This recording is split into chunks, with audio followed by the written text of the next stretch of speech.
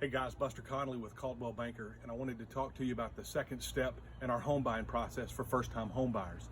The first step, we talked about getting pre-approved, and we talked about the advantages of being pre-approved versus pre-qualified. The second step in our process is to engage a realtor.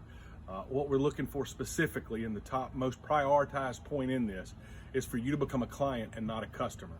If you're a client, the realtor is going to always have your best interest at heart. As a customer, they can't really do that. In fact, the state of South Carolina requires us to establish agency with you before we show you properties.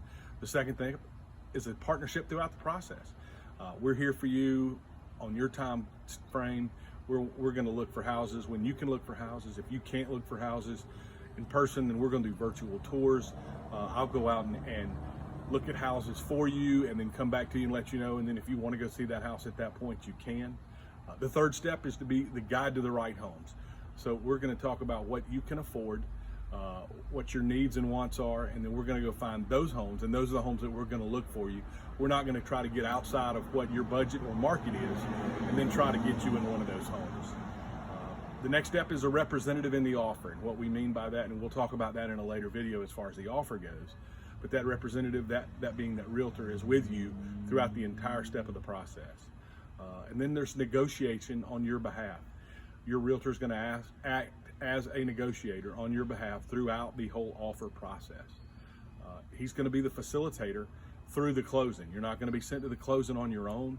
He's going to spend time with you. He or she's going to spend time with you and make sure that you're taken care of up to the point of having keys placed in your hand. And then lastly, and probably one of the most important parts, is a long-term relationship. Your relationship with your realtor should never end when you close on your house.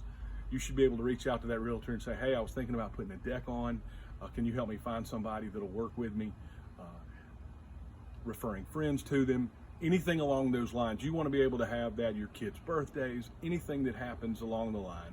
Definitely something to have a relationship and built in. So that's the second step in our home buying process. As always, if you have questions, please reach out. I really appreciate you spending time with the videos, and we'll talk to you soon. Have a good afternoon.